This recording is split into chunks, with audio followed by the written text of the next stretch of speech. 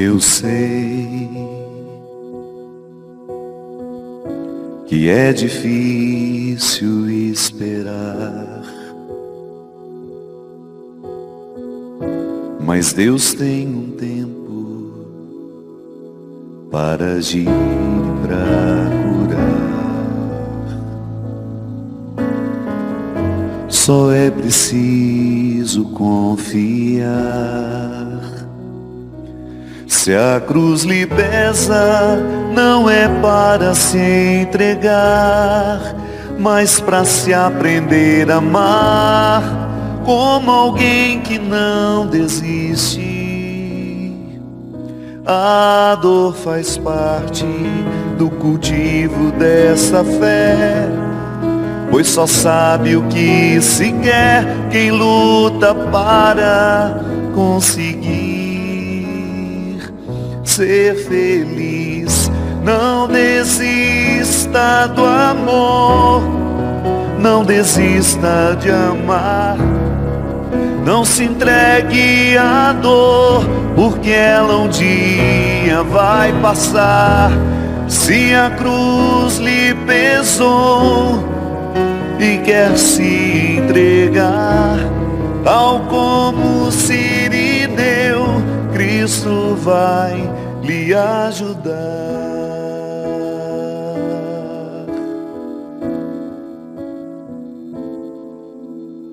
Eu sei que é difícil esperar, mas Deus tem um tempo para agir e para curar. Só é preciso confiar. Se a cruz lhe pesa, não é para se entregar, mas para se aprender a amar como alguém que não desiste. A dor faz parte do cultivo dessa fé, pois só sabe o que se quer quem luta para conseguir ser feliz. Não desista do amor, não desista de amar. Não se entregue à dor, porque ela um dia vai passar. Se a cruz lhe pesou e quer se entregar, tal como Sirineu, Cristo vai lhe ajudar. Não desista do amor, não desista de amar. Não se entregue à dor, porque ela um dia vai passar. Se a cruz lhe pesou e quer se entregar, tal como Sirineu, Cristo vai lhe ajudar.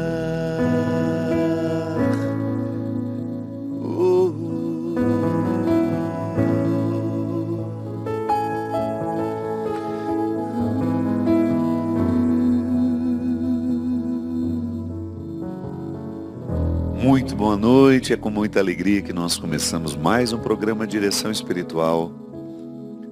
Obrigado pela oportunidade de entrar na sua casa, de estabelecer com você comunhão neste momento. A gente precisa ficar muito atento às nossas desistências. Sim, porque de repente você começa a desistir. Você tem um objetivo, estabeleceu uma meta, começa firme e de repente aos poucos você vai percebendo que já não tem mais aquele movimento do início, não tem mais aquela vontade inicial. É como se fosse esfriando uma temperatura que antes era alta, até chegar ao frio da imobilidade, da inércia. Todos nós enfrentamos o mesmo conflito. É claro que uma pessoa que tem a vontade mais fraca, não fortaleceu tanto a sua vontade, claro que vai ter mais facilidade em desistir. Mas todos nós, tudo em nós precisa ser educado. Tudo. Nenhuma conquista da noite para o dia. Eu preciso educar-me para as virtudes. E a vontade é uma delas. A vontade, se ela não é alimentada diariamente, nós vamos alimentando pequenas desistências. Observe você. Quantas vezes você já fez o compromisso de aprender inglês? Começou entusiasmadíssima. Comprou todos os livros. Começou a fazer aulas com muita dedicação. Aí um dia, por um motivo, você deixa de ir à aula, volta no outro dia. Daqui a alguns dias você volta a ter necessidade de não ir. Enfim, você vai colocando situações acima daquilo que antes era uma prioridade. Academia, então, vixe, o que tem de gente pagando mensalidade sem ir, e pagar mensalidade só emagrece seu bolso, viu? Não emagrece o corpo. Não adianta você pagar, tem um plano lá na academia, mas não aparece dia nenhum, não adianta. Pode observar, às vezes a gente vai ao nutricionista, faz a dieta, chega em casa bonitinho, né, com tudo organizado. Aí se matricula numa academia, começa a fazer uma atividade física.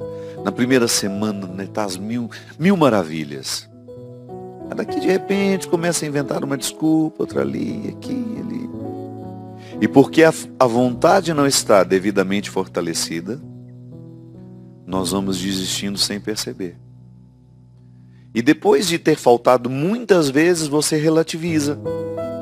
E a relativização é o último estágio da desistência.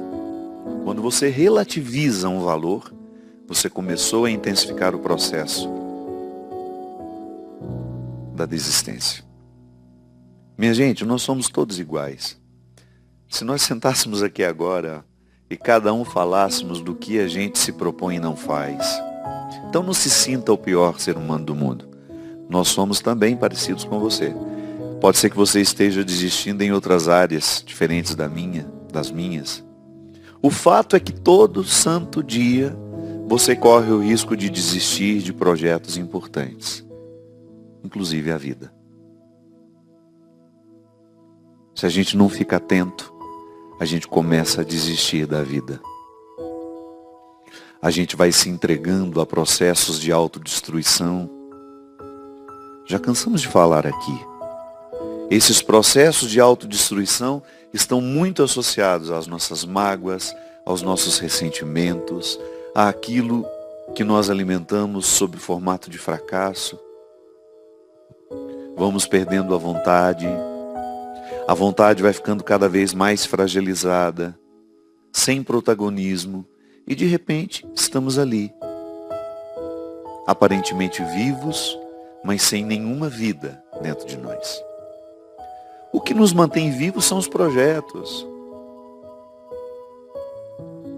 Ainda hoje eu conversava com um amigo meu, o Billy, lá de Petrópolis, a Silvia, a esposa dele, e eu perguntei para eles, mas vocês já não aposentaram, gente? Eles trabalhando 10 horas por dia. Eu tinha escutado há um tempo que vocês já queriam dar uma parada. E a Silvia muito sabiamente respondeu, mas se a gente parar, a gente morre. Eu não sou assim. Eu posso parar que eu não morro.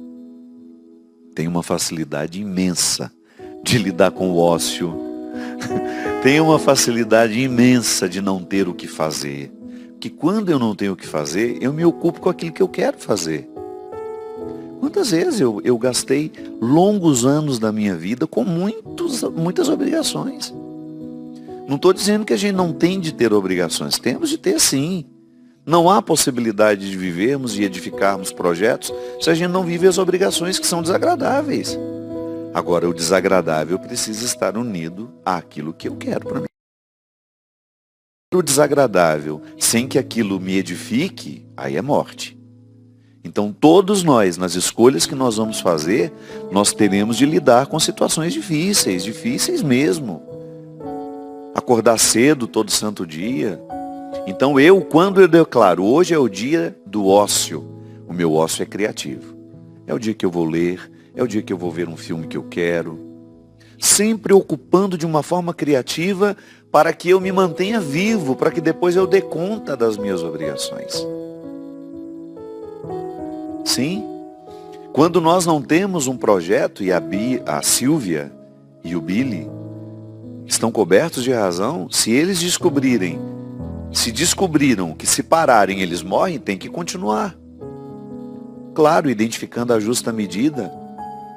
Tem que ter um espaço para o lazer. Trabalhou tanto ao longo da vida, é hora de desfrutar um pouco do resultado do que se trabalhou. O fato, minha gente, que sem projetos nós não nos mantemos vivos. Eu não estou falando da vida que o outro pode observar, de ter olhos abertos, nariz respirando, boca falando. Não, eu estou falando da vida interior, que é essa que brilha nos nossos olhos quando está sendo bem vivida. O brilho nos olhos, essa satisfação que nós demonstramos com o nosso rosto. Tudo isso é resultado de uma vida interior sendo cultivada. Se nós não temos o cultivo da vida interior, não expressaremos vida quando falarmos, quando olharmos, quando pensarmos. Sim, esse é o desafio diário, de você observar onde é que você está desistindo, do que você está desistindo. Olha, desistir de situações que nos matam, que nos adoecem, é ótimo.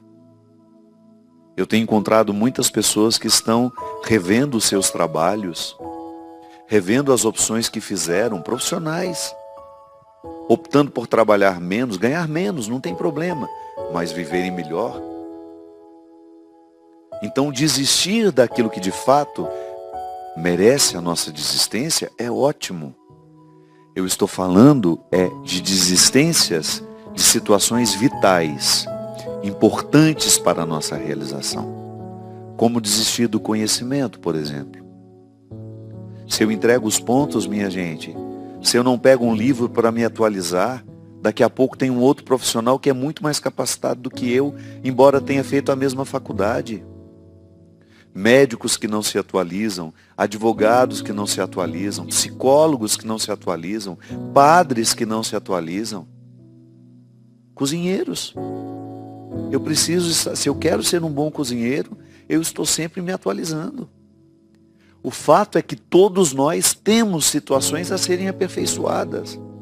Embora nós estejamos fazendo um discurso para todos, no momento em que eu falo, eu lhe convido a pensar nas suas situações particulares, nos empenhos que você precisa viver diariamente para desenvolver esta ou aquela área da sua vida, para que o todo que você é tenha brilho nos olhos, tenha empolgação na fala, tenha alegria na postura. Nós, quando chegamos em algum lugar, nós damos notícias de nós sem dizermos uma palavra sequer. É o corpo que chega com suas linguagens, com suas falas, com sua forma específica de se comunicar. Então quando chego num determinado lugar, eu ofereço àquelas pessoas o que eu sou, o que eu estou vivendo, os meus empenhos, mas ofereço também as minhas desistências. Você sabe muito bem, não preciso nem ficar falando muito. Quando nós convivemos com uma pessoa que já desistiu, como ela também nos contagia para a gente desistir também. Como a influência de uma pessoa que já está vivendo o seu processo de desistência, porque não se revitaliza, não se atualiza, não busca, deixou de buscar. Essa pessoa vira um fardo para si, consequentemente vira um fardo para as pessoas com quem ela convive. Não desista do amor, não desista do amar, de amar. Você pode modificar o verbo amar. e pensar na estrutura da sua vida, onde é que você está desistindo e não é justo desistir. O que de você, no seu cultivo pessoal, você está desistindo de encontrar em você, na sua personalidade, no seu jeito de ser, nas suas habilidades, na sua vida intelectual, por mais simples que seja. Todos nós precisamos ter vida intelectual, exercício do cérebro no ato de conhecer, de investigar, de querer avançar. Olha, se você se interpretar como um lugar a ser conhecido, você tem matéria-prima para a vida inteira. A experiência do autoconhecimento nunca termina, porque você tem tantos territórios em você que ainda são desconhecidos. E nada em nós que é desconhecido não é atuante.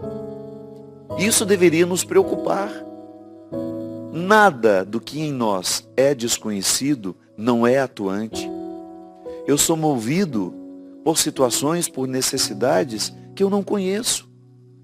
E quanto mais eu conheço essas motivações, essas necessidades, maior é minha capacidade de interferir nelas. Jesus falava isso de forma magnânima. Conhecereis a verdade e a verdade vos libertará. Que verdade é essa que Jesus fala? Todas. A verdade é todo o processo de revelação, tudo aquilo que nos faz ter contato com o essencial. Então, as verdades que nós precisamos descobrir são aquelas que nos envolvem, a verdade do outro, é aquilo que no outro ainda é misterioso para mim, que às vezes é misterioso para ele também. A minha verdade pessoal, a verdade sobre um determinado acontecimento, a verdade sobre a história. Nós precisamos estudar a história. Nós precisamos conhecer as nossas origens. A mente, minha gente, esse misterioso sistema que nos dá a compreensão de tudo, ele tem o poder de nos adoecer, porque é a partir do pensamento negativo, pessimista, que nós derramamos doenças nas nossas carnes, nos nossos órgãos. É através do nosso estresse, do nosso estilo de vida, que nós derramamos enfermidades sobre nós. Da mesma forma como o corpo tem poder de se adoecer, de provocar em si sofrimentos, nós também, quando estivermos evoluídos o suficiente, seremos capazes de curarmos a nós mesmos. Como? Com a própria força de Deus em nós. A evolução não é outra coisa senão você potencializar cada vez mais o Deus que lhe habita. Então, a ponto de dizer, eu sou Deus, Deus está tão em mim que eu sou Deus. Sim, essa é uma pretensão cristã. Eu não estou falando nenhuma heresia. Quando eu falo que eu sou cristão, eu estou assumindo a divindade de Jesus na minha vida. Sim, sou como Deus em pequenas medidas.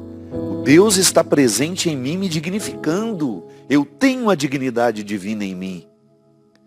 Esse é o fruto que o batismo me trouxe e que depois eu confirmei na crisma e que depois eu renovo diariamente através da Eucaristia. Sou o território do sagrado. E um dos aspectos negativos é justamente atiçar dentro de nós o que nós temos de mais limitador, que é o nosso processo de auto-boicote, de autodestruição, que o meu estilo de vida pode motivar. Sim, eu estou envolvido pelo meu estilo de vida. Eu acho interessante porque o doutor que está cuidando de mim, não deixa eu falar que eu estou curado não, doutor Rubens Brito. Ele fala, não fala que você está curado não. Mas passei a pior fase daquele problema que eu tinha do meu ouvido. Em janeiro, eu estava com uma perda acima de 60% dos graves do meu ouvido esquerdo. Doutora Fabiana Fono, lá em Taubaté, me acompanhou. O doutor Daniel Calduro também, desde o início, tornou-se um grande amigo. Dr. Rubinski diagnosticou essa doença autoimune provocada, né? Eu tenho uma tendência genética a isso, provocada e aguçada, e desenvolveu aquele ruído horroroso que eu convivi durante 8 anos. 8 anos. Administrando um zumbido horrível. Só que em janeiro piorou. Já tinha iniciado o tratamento da doença autoimune, estava um pouco melhor. De repente, em janeiro, aquilo explodiu de um jeito que eu pensei que eu ia ficar louco. Eu estava num ambiente com barulho, aquilo parecia que eu estava dentro de um, sabe, de um poço reboando. Eu olhava para as pessoas e o mínimo ruído me incomodava, porque aquilo estava horrível, horrível, horrível. Enfim. Voltei ao velho conselho do Dr. Daniel, quando ele começou a tratar o meu ouvido, dizendo assim: padre, o consumo de açúcar está, olha, o zumbido geralmente está muito associado ao consumo de açúcar. Eu escutei isso durante 8 anos e não mudei nada. Sabe quando você, tá bom, é verdade. Fabiana me dizia, tira o açúcar, pode ser que o senhor tenha uma melhora. Minha gente, na hora que a água bate na bunda da gente, que você está vendo que o mar vai te naufragar, que foi justamente o que eu vivi em janeiro, eu já tinha tentado de tudo. Eu já estava terminando o tratamento dos corticoides, que foi um tratamento horrível. Doses altíssimas todo dia. Tive uma ligeira melhora. Melhorei bem. Mas aí a recaída de janeiro foi horrível. Bem, então vamos lá. Vamos fazer isso. Vamos tirar o bendito do açúcar. O meu médico, Dr. Vitor, que me acompanha no meu geral, né? Dr. Ragazzi lá, o meu endócrino lá de Petrópolis, falava a mesma coisa comigo. A observância do seu dia a dia, a produção dos hormônios, tudo isso precisa ser muito cuidado. E aí, minha gente, iniciei então uma retirada do açúcar da minha vida. Entendi que é o alimento com maior poder de intoxicação, de inflamação. Porque toda pessoa que tem uma doença autoimune, o que acontece? Um processo inflamatório geralmente no intestino. E o nosso intestino é o nosso segundo cérebro. A doutora Gisela Savioli tantas vezes já falou aqui para nós da importância do intestino. A saúde do corpo depende da saúde do intestino. Aí tudo bem. Pensando que, retirando o alimento que mais me inflamava, dou um passo na direção dessa melhora. Tirei também a carne vermelha. E assim comecei, minha gente. Vou dizer uma coisa. Foi como se tivesse tirado com a mão. Tirou com a mão. Tudo. O ouvido que já estava com quase 60% de perdas auditivas na região graves, recuperei. O zumbido fez as malas, graças a Deus foi embora e eu espero que ele nunca mais volte. Porque eu não desejo a ninguém. Quem tem ruído no ouvido sabe.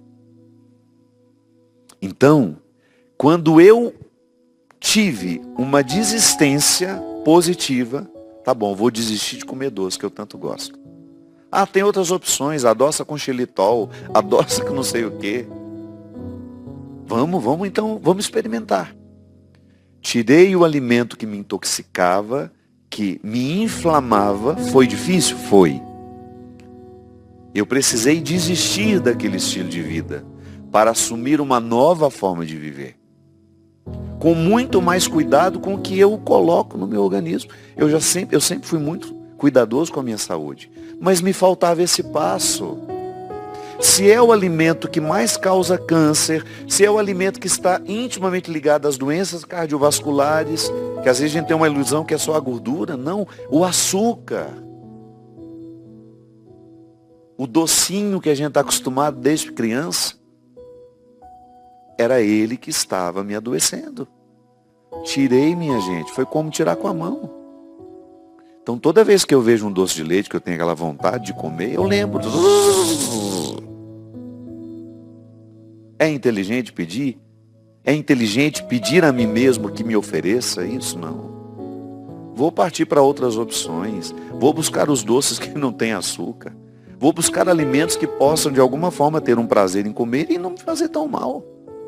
Só que quando eu desisto da vida que me adoece, e é uma desistência positiva, eu preciso assumir uma outra que é saudável e que também vai me exigir que não desista da disciplina, daquele compromisso de levar adiante o que em mim precisa ser modificado.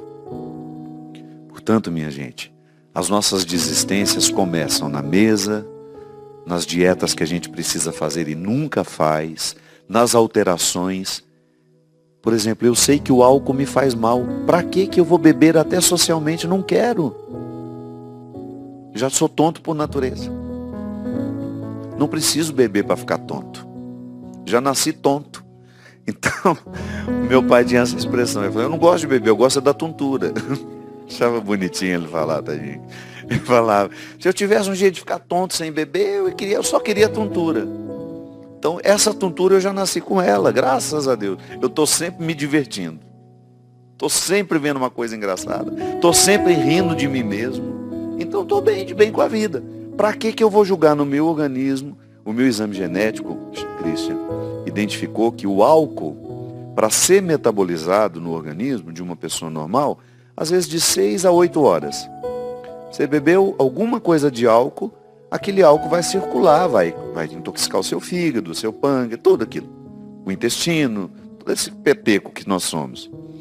No meu caso, meu caro, ele vai me intoxicar durante 48 horas. Que é genético. Geneticamente eu tenho esse limite. Tem outras coisas boas? Tenho, mas eu tenho esse limite. Para que eu vou julgar uma coisa que eu nem gosto? Só para ficar ali de alegre, com um copinho na mão, sabendo que aquela porcaria vai me intoxicar durante 48 horas.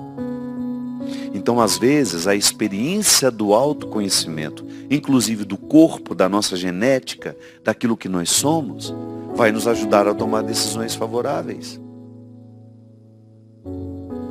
Vai nos ajudar a ter as desistências certas e a nunca assumir as desistências que nos farão alcançar uma melhora. Estamos de volta com o programa Direção Espiritual. Muito obrigado pela sua companhia, pela sua participação, pela sua divulgação.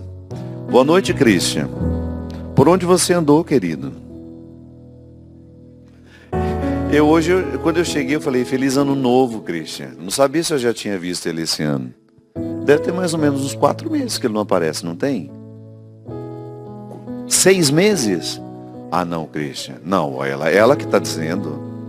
É ela que está dizendo que tem 6 meses que você não vem. Eu achava que era um pouco mais.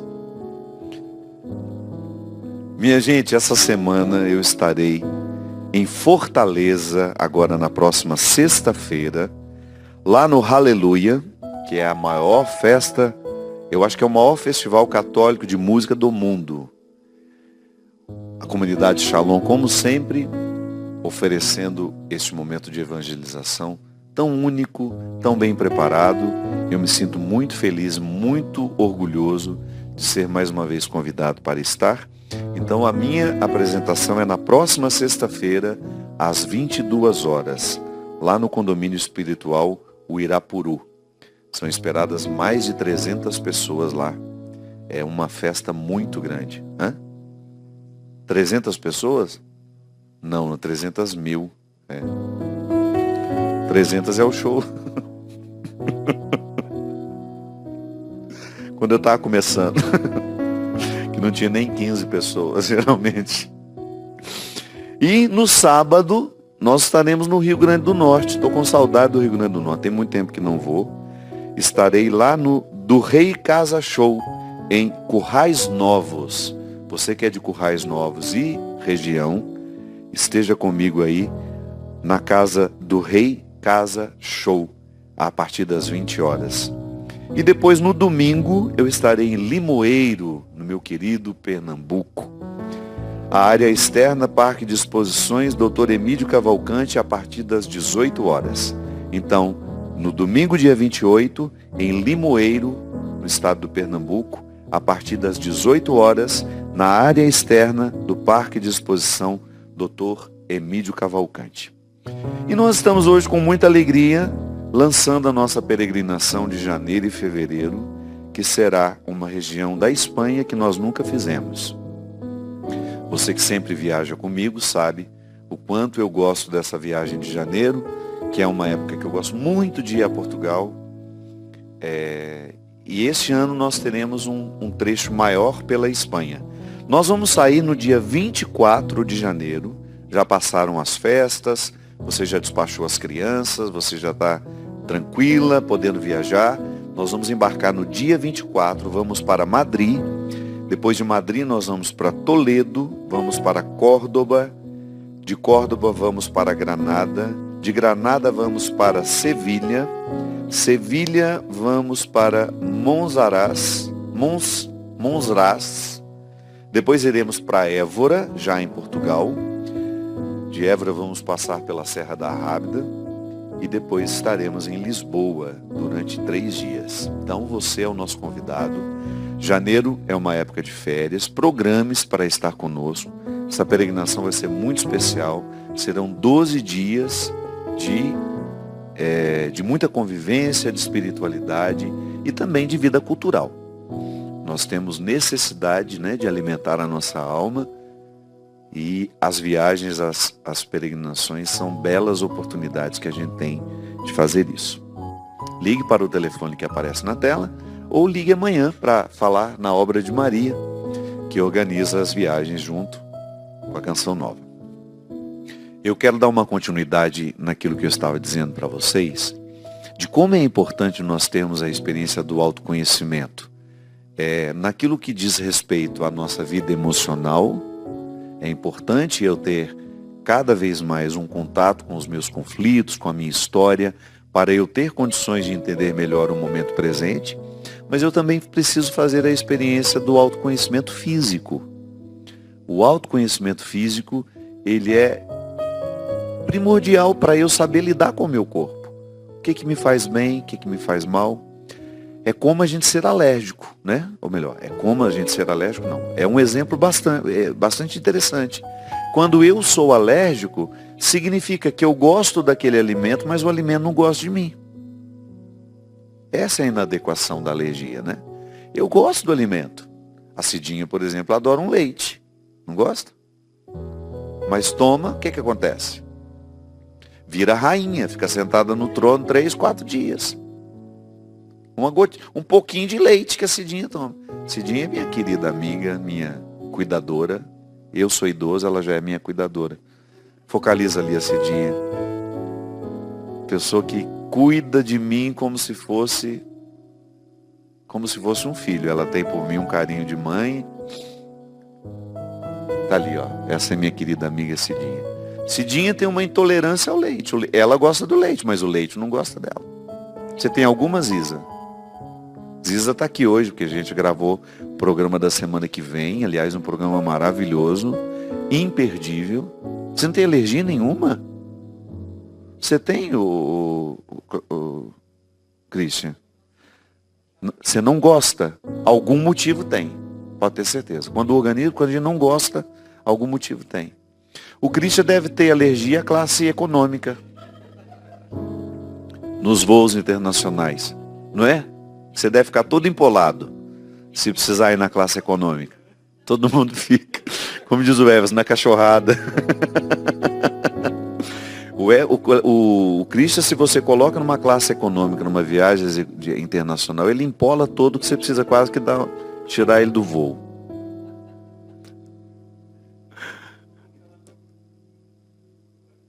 Põe compartimento de cargas.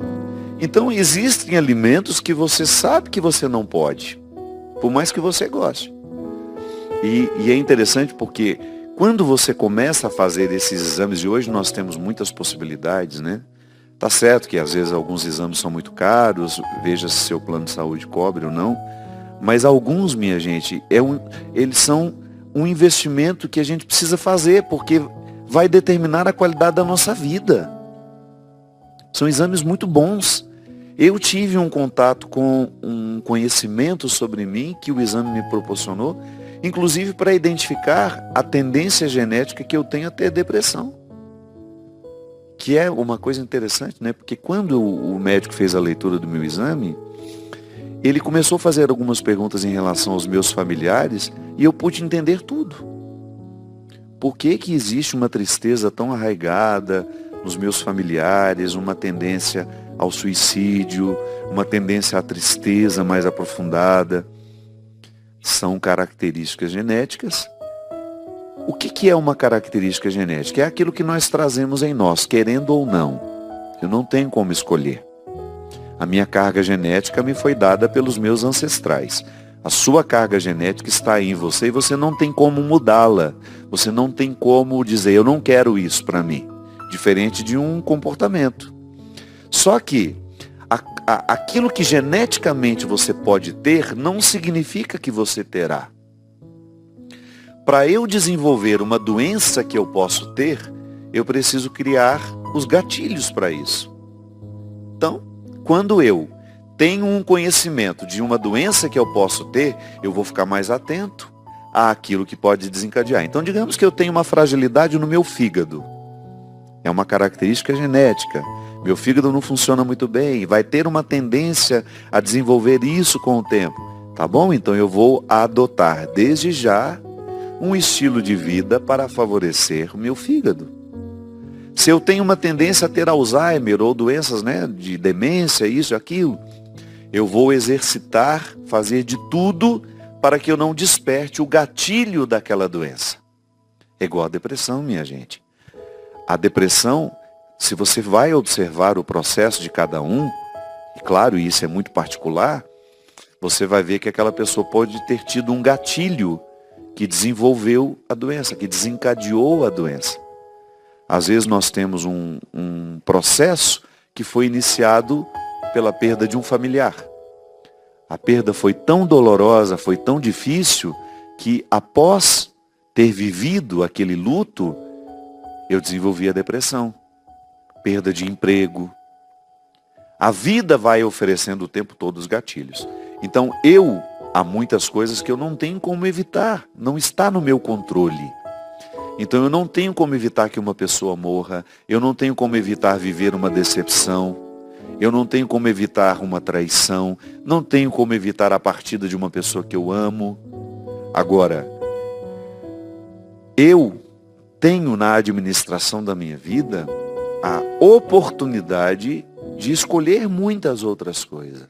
Então nem tudo eu posso escolher. Mas há algumas coisas que estão sim sob o meu controle. E é aquilo que eu vou estabelecer como uma rotina. Então, se eu tenho tendência a ter uma doença das vias coronárias, por exemplo, uma tendência a ter problema de coração, a ter diabetes, eu vou fazer de tudo, cercar-me de cuidados para que essas doenças não sejam desencadeadas. Eu tenho aprendido muito na lida comigo e tenho motivado muito outras pessoas a viverem essa beleza. A beleza do autoconhecimento. Em todas as dimensões.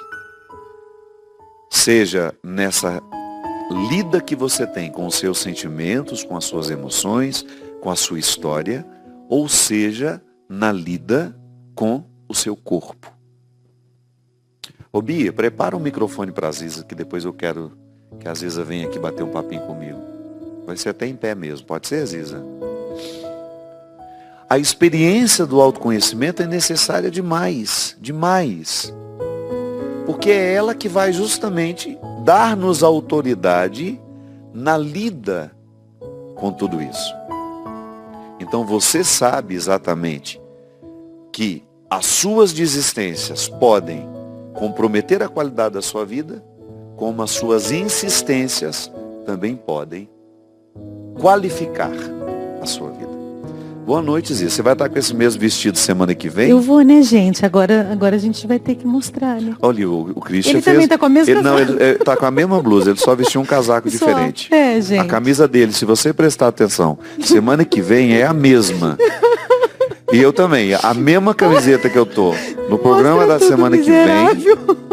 Mostra aqui, por favor, que eu também não quero ficar bancando bonitinho. Ai, que bom, né, gente? Ó, Eu estou com essa camiseta na semana que vem, com uma outra blusa preta por Estarei cima. vestida. Aí, Ou sim. fiz assim, tô novo. Tô nova. Ninguém repara a calça, a camisa repara. Por que será mulher, isso, né? Gente, não sei, né, gente? Mulher Ninguém já fala, tá você estava frita, com a mesma calça da semana passada. Mas fala, você tá com a mesma camisa da semana passada. Esse programa olhos. quase não reprise. Quase Quase não. não tem reprise. Aliás, a gente podia chamar esse programa de reprise espiritual. Ô, Bia, Nós tá estamos acabando repetindo com a demais, gente. a gente está muito cansado, A gente nós tem que estamos vir velhos. mais, gente. Não, não, para de Aí, como a gente graça. não quer Agora que eu parar vou o parar de comer programa, açúcar, eu tô resolvida. Então você vai ficar nova de novo. Porque a partir de hoje já era o açúcar Você na come minha açúcar, vida. Christian? Nossa, eu comi uma torta É, de pela limão antes de pancinha eu vir tô pra cá. percebendo que você come mesmo. Me fala uma coisa, como é que você Fala. experimenta em você essa experiência experiência é ótima. Como é que você experimenta em você o autoconhecimento físico e psíquico-emocional? Eu acho que é super ligado. Acho que tem tudo a ver um cuidar do corpo e prestar atenção no que eu como. Eu sou muito disciplinada. Enquanto eu te ouvia, eu ficava pensando, puxa, que legal. É uma coisa andar junto com a outra. Graças a Deus eu não abuso do corpo. Já entendi que ele funciona melhor se eu o cuido com carinho, né? Então, várias coisas. Nossa, não sei nem te dizer, mas refrigerante. Você tem alguma coisa que você consegue identificar que foi uma desistência positiva? Refrigerante, Parou? massa. Uhum. Massa, pão. Ai, não meu como Deus mais. do céu, a minha tentação é a padaria. É, a E eu também não padaria posso. É de Deus. Mas tem a ver também com a força que a gente tem. É uma força psicológica, é uma força espiritual e também passa a ser física. Agora, é incrível quando a gente dá atenção pro corpo, equilibra o corpo, a gente fica muito mais lúcido, Mas né? muito mais. Às vezes eu tô muito mais. confusa, às vezes eu tô com alguma coisa para decidir, eu preciso sair para caminhar, para correr. Às vezes eu vou rezando o texto Vai arejar, correndo. né? Arejar. E às vezes E às vezes uma resposta, ela chega justamente quando você desiste dela. Quando você fica insistindo demais que você quer aquela resposta, que ela quer a resposta, parece que o universo bloqueia o seu acesso àquela verdade. Acho que tem uma atividade que a gente se põe a serviço dela, seja no exercício físico, numa academia, uma caminhada, no meu caso também o mosaico, também o fazer força com o mosaico, faz com que me libere, me deixe mais livre para eu ter uma percepção nova das coisas. Mas em mim, eu admito, eu sou bem disciplinada com a alimentação, bem disciplinada, eu não abuso não. Não abuso não, acho que eu tento tratar o corpo com carinho. E é muito difícil ficar doente. E eu queria. Muito difícil. Eu te chamei justamente porque eu sei que você viveu um determinado momento da sua vida que foi uma restrição vocal Foi.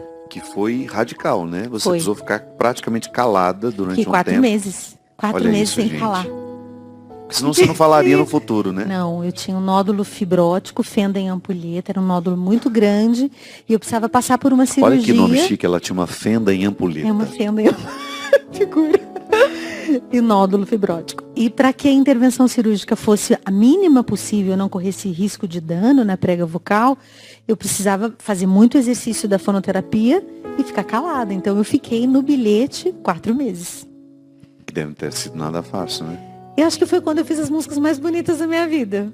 Assim, eu escrevi muito. Você compôs o Mais que os Passos, o CD. Muita coisa do Volta Pra Casa. Volta Pra Casa. Volta Pra Casa. Foi um esforço imenso, foi muito difícil.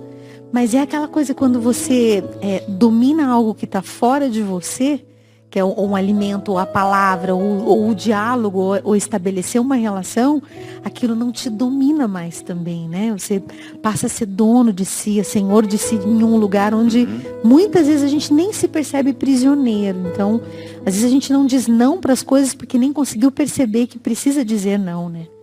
Que pode, que é capaz de dizer não. Eu tenho aprendido cada vez mais isso. E nesse período de ficar calada, de ficar nesse silêncio absoluto mesmo, foi dos tempos mais difíceis da vida. Mas hoje eu me sinto muito mais disciplinada. É muito difícil eu ficar rouca. Hoje eu entendo, percebo rapidamente o que eu posso comer e o que não, que vai me fazer mal, que vai me provocar refluxo. Mas ao mesmo tempo tem um domínio da vida, né? Uma posse da vida. Quando a gente domina o que a gente vai comer, a gente também domina quem a gente vai ser, né? Quem a gente vai ser, porque como você disse no início, né? É tudo muito complementar. Anda junto. Não há como eu dissociar a minha alimentação, da minha saúde emocional. Minha vida espiritual, né? A vida espiritual. Eu falava, essa semana passada eu tive uma alegria de dar uma formação lá no seminário da Diocese. E, aliás, foi uma surpresa tão boa. Encontrei um grupo tão bom, sabe? Seminaristas de bem com a vida, inteligentes, bonitos. Um frescor bom assim, de igreja que eu pude identificar no seminário lá de Taubaté. E eu falava justamente isso, que nós padres, talvez por uma imposição cultural, que foi até o fruto do nosso comportamento mesmo, a gente ficou muito proibido do cuidado. O padre que se cuida, às vezes ele tem que vencer tantos obstáculos na própria comunidade, para ele poder ser visto como alguém que tem direito ao cuidado. Sair humano, pouco, né? Isso, sair um pouco daquela visão de que o outro tem de estar ali o tempo todo à minha disposição, que ele não tem o direito de ser dele, em alguns momentos, ser só dele. Mas acho que uma mentalidade difícil para nós padres, que às vezes vai gerando um comportamento doentio que vai se perpetuando. Eu achei bonito porque os meninos, eles têm um esclarecimento muito maior do que eu já tinha na minha época, de que é preciso se cuidar. É preciso ter um comprometimento com a saúde física e emocional para que a gente sirva melhor o povo. Tem uma coisa que eu aprendo muito, se eu não me engano é São Tomás de Aquino, que ele dizia, não tenho certeza se é ele, mas eu acho que sim, que ele dizia que fica quando sendo, a gente... se você falar agora, que é igual o Padre Léo falava. Fica sendo agora. Que quando a gente come, a gente não deve comer até a saciedade. Que o saber ficar com um pouco de desejo é o domínio do corpo e é o domínio do são. E o são é muito perto do santo. Isso. Do ter saúde espiritual, física, é um caminho de santidade também. O Padre Ayrton Freire, lá de Arco Verde. Fica sendo São Tomás, é ótimo. O Padre Ayrton Freire me falava isso, uma direção espiritual uma vez que eu fiz com ele, ele falou assim, ele ficava olhando assim pra gente, e não falava nada, ficava um tempo em silêncio, sorria às vezes, falei, gente, o que esse homem está pensando? Aí uma vez ele solta uma frase dessa, Fabinho, ele me chama assim, Fabinho, nunca coma até a saciedade. Eu falei, por que você está me dizendo isso, padre? Porque senão você perde o prazer de estar à mesa. Olha só, que lindo. Senão você perde o prazer de estar ali. Depois que a gente come, há outras fomes a serem saciadas. Que é a presença do outro. Se a gente comeu demais, a gente quer ir dormir, né? Verdade. Exatamente. E já eu não acho tem que disposição. a saciedade parece que é o fim, né? Dá o fim pra gente. Então, precisa de espaço, né? Inclusive, encerrar a plaquinha está escrita ali. A plaquinha está escrita encerrar. Eu que agradeço. Semana que vem, a Aziz estará com esse vestido. O Christian com cabelo, aquela camisa. Com essa camisa azulzinha, estamos vendo. Só eu estarei diferente. Obrigado, viu? Deus te abençoe. Amém. Obrigado pela sua companhia, que Deus te abençoe. Obrigado por ter mais uma vez nos proporcionado a oportunidade de estar com você na sua casa e de falar ao seu coração. Derrame sobre nós a bênção e a proteção do céu, do Deus Todo-Poderoso, Pai, Filho e Espírito Santo. Amém. Até a semana que vem, sem reprise, se Deus quiser. Eu sei que é difícil esperar, mas Deus tem um tempo para agir e para curar. Só é preciso confiar. Se a cruz lhe pesa, não é para se entregar.